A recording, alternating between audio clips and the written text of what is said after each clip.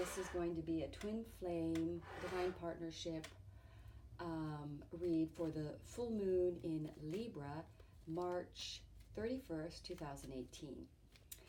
And I'll just briefly talk a little bit about the full moon in Libra and what that means. It's actually at 11 degrees at the same time that the sun apparently is also at 11 degrees. I'm hearing from the astrologist, so I thought that was kind of interesting.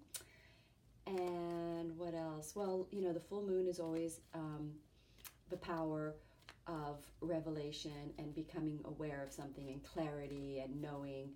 So in Libra, it's going to be around balancing and around relationships. So it's a pretty significant full moon for the twin flame community. So I thought I'd better get one of these out there pretty soon, you know. All right, let's see what the cards want to say for twin flames and divine partners.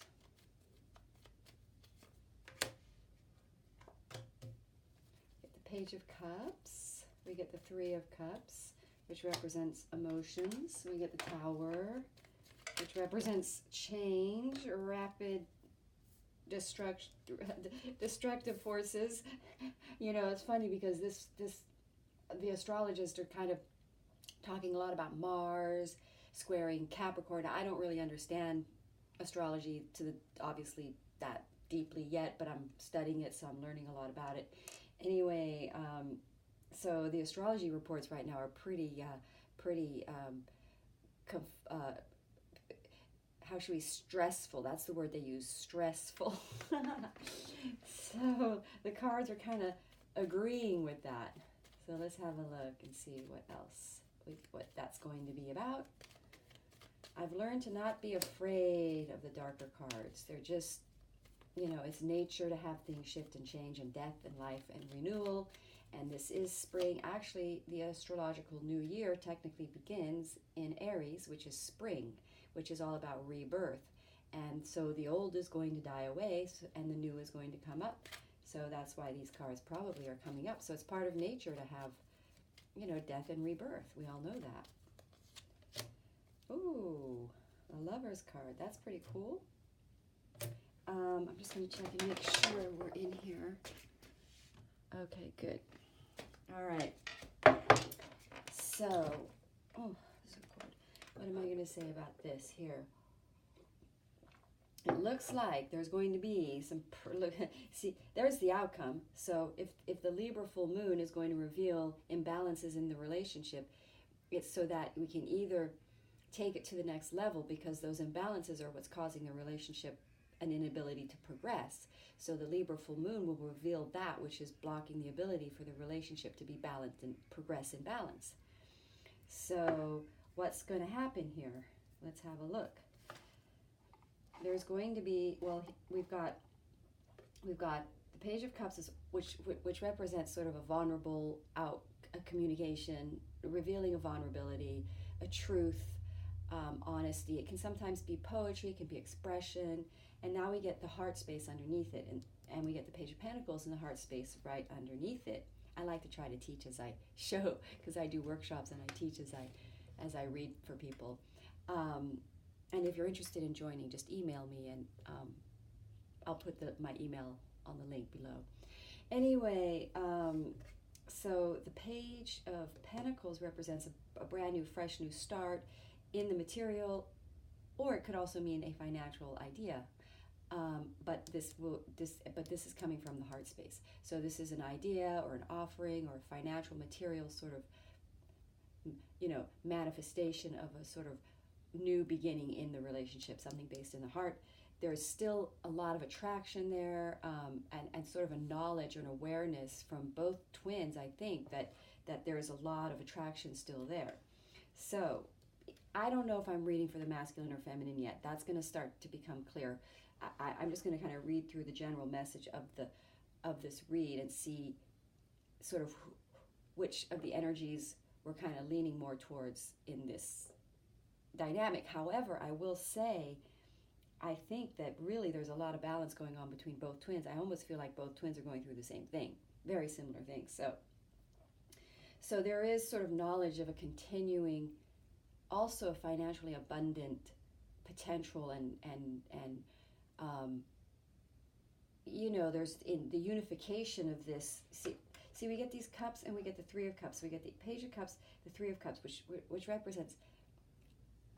So there's group love, there's community love, there's jubilation, there's and then there's financial independence. There's financial sort of Nine of Pentacles represents sort of extra money, beyond what's needed. So the sort of Eight of Pentacles is sort of representing sort of an abundant kind of offshoot of the sort of idea or acknowledgement that the relationship that comes from the heart, or the vulnerable relationship, is the one that is most abundant and the most expansive, and the one that's able to create, there's a good viable financial future with, as it were.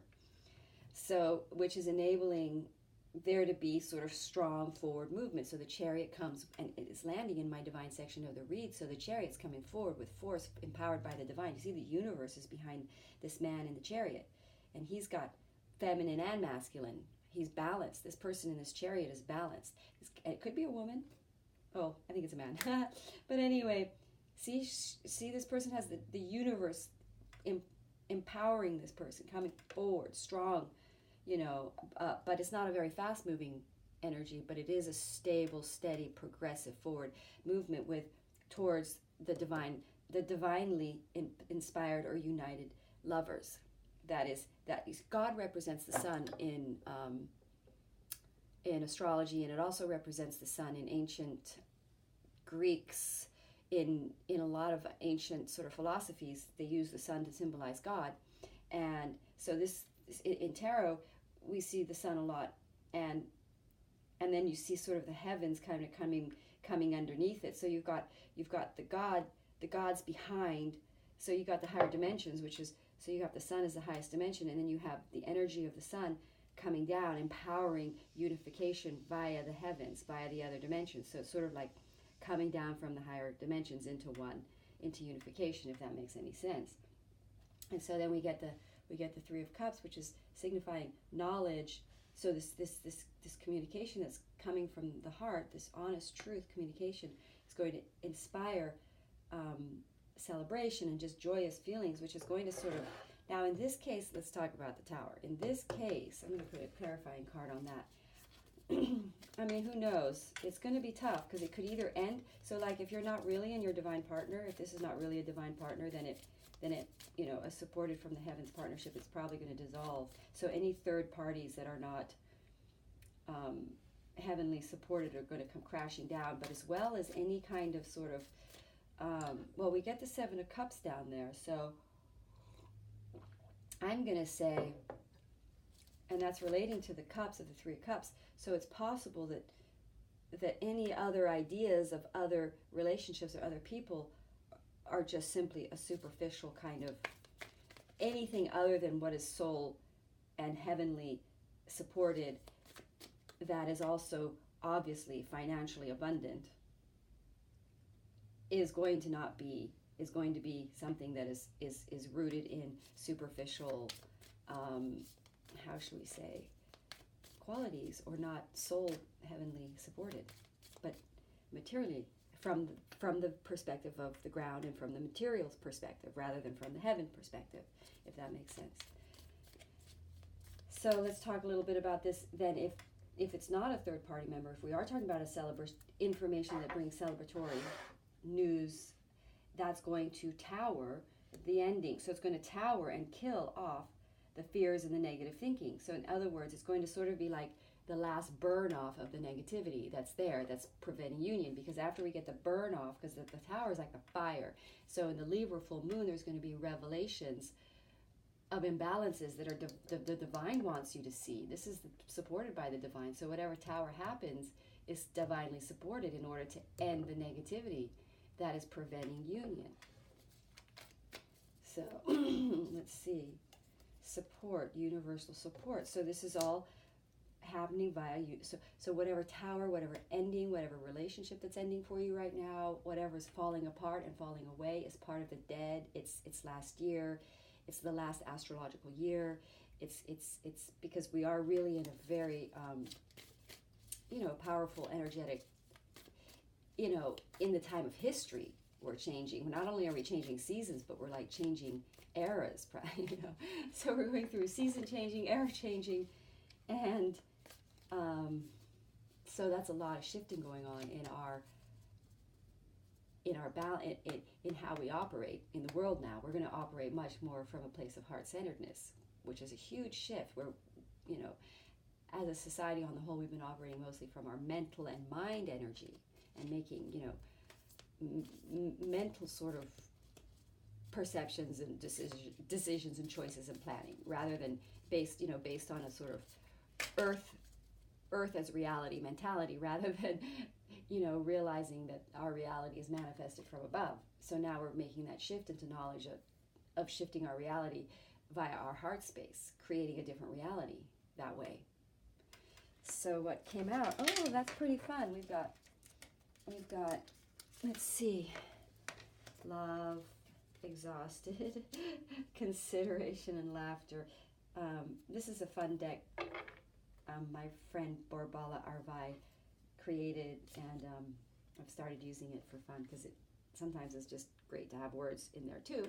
So anyway, love, exhausted, consideration, laughter, and support all to me say that this journey has been very tiring, but the difficulties and challenges will be, the challenges will be lightened by laughter and consideration and support.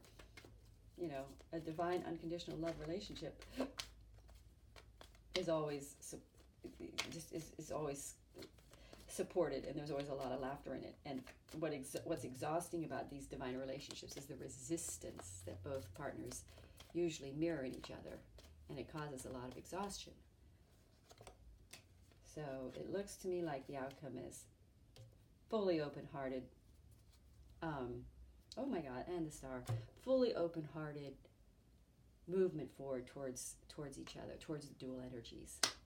That looks like a very positive read. Thank you.